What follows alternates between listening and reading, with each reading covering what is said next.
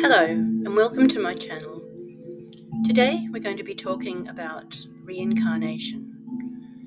My name is Kelly and I'm a psychotherapist, a spiritual teacher and a pranic healer. And I combine science, spiritual wisdom and psychology to help us evolve to the highest point we can during this lifetime. So you probably know that reincarnation is your consciousness coming back to live on Earth in another form in order to learn specific lessons. What you might not know is that there's actually quite a lot of scientific evidence to support reincarnation. The first one I'll mention is Dr. Ian Stevenson, who was a scientist who interviewed over 3,000 children, mainly from India and the Middle East. And these were children who had claimed to remember their past life. So he interviewed them and recorded the details that they were talking about. And then, with their parents, he would often visit the places and the people who they were talking about, who they'd mentioned interacting with in their past life. And quite often he got concrete and specific verification of details that they talked about. I actually started reading Dr. Ian Stevenson's cases when I was in my 30s, and one that I remember very specifically is a young girl, I think she was about 8, and she remembered living in another town in India. She was married and had children, and she could name her past life husband and children and details about the town. So Dr. Stevenson took this girl and her parents to this specific town she mentioned. And the first thing she said when they came to the house that she said she lived in was that the house looked different. It had been changed somehow.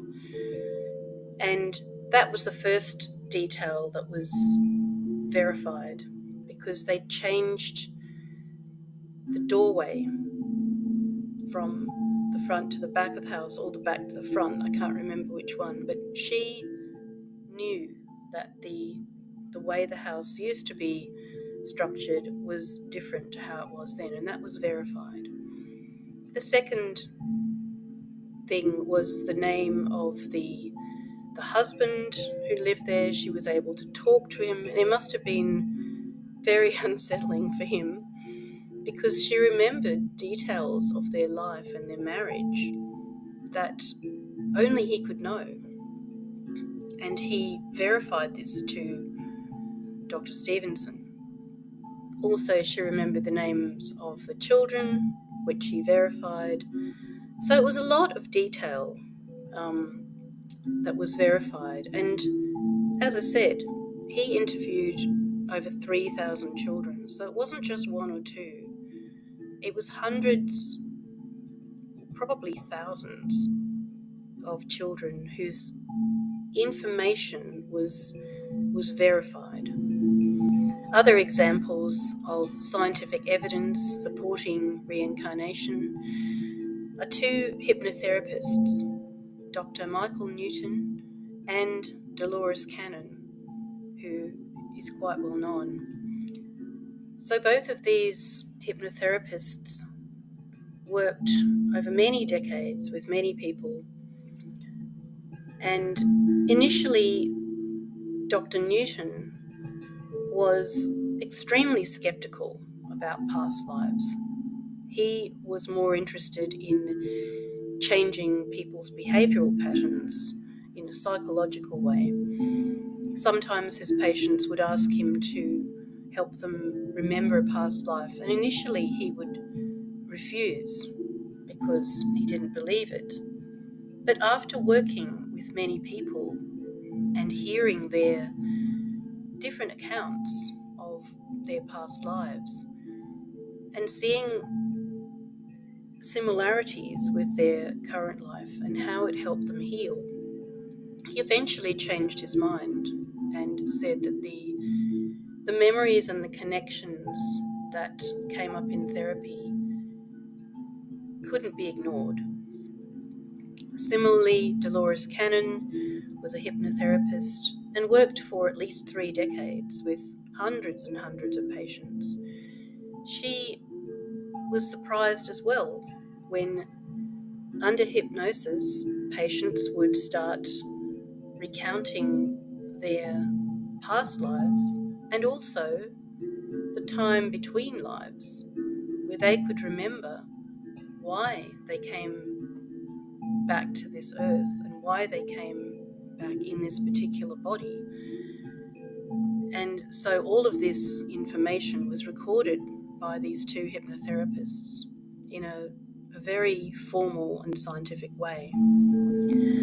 So some important points that have come out of this huge body of information is that we do have a choice about why we come back and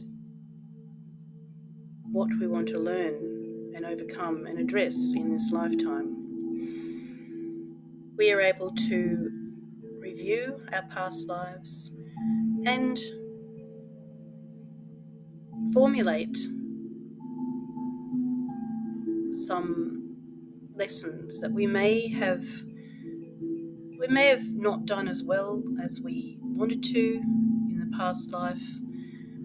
There may be unfinished business that we want to resolve in a better way, and so we want to have another go at it. And the circumstances in this life are not going to be exactly the same as the past life, and we're going to be a different person with a different body, but the circumstances will be similar, so that we have a chance to be faced with the same challenges, but then to deal with them and address them better than we did last time. There are some rules that apply in this world around reincarnation, and that is that in general we don't get to remember why we came back and who we were. This is most likely because if we remembered everything clearly, it wouldn't be a challenge to address these things in this life. It would be too easy. But if we can't remember, then we are fully invested in this life because we don't know that it's not real. We believe it's completely real. And so our actions are completely genuine according to our level of development in this life. That seems to be one of the rules that everyone has to play by. But some people do remember bits of their past life. I also remember little bits of a past life. I think it might have been the most recent past life that I had. I remember this since I was as young as I can remember. Remember being killed by, I thought they were swords at the time, but now I'm thinking they're probably bayonets. And over the years I've put the scenario together. I think I was working in the French resistance in the Second World War in Germany, and I was killed by bayonets in a pretty violent way. When I was, very young, I would be terrified when I had to go to sleep, and I would pull the blankets over my head and stay very, very still, barely breathing, just in sheer terror. And my mother would often come to check on me and say, "Why are you under the blankets like that? You'll suffocate." And I'd say, "Oh, the soldiers are out there with swords. They're going to kill me." So, that went on for years. So that was beyond a child playing a game here and there. I was truly terrified. Things that I have pretty much been born with, and have got worse over time, are things like claustrophobia, fear of small, tight spaces,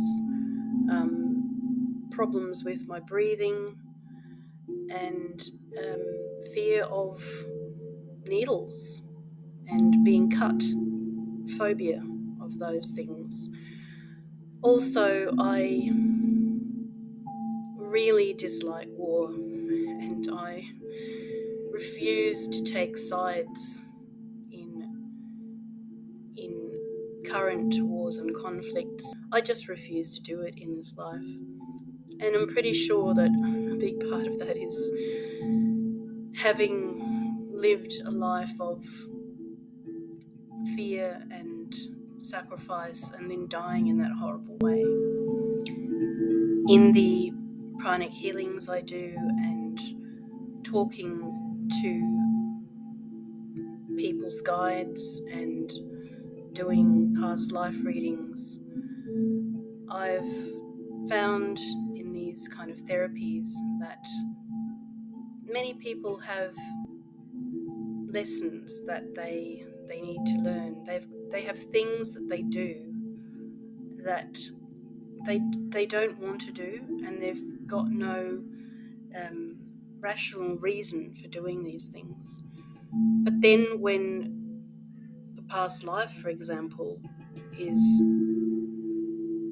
revealed to them, then they will say, "Oh, that makes sense now, why I do this strange pattern of behaviour in this life." And simply by being told about the past life, it helps them address and deal with and eventually stop the behaviour that they're doing in this life. One of the dangers in reincarnating and having to forget why we came here and who we really are is that we'll become so caught up in this life that we end up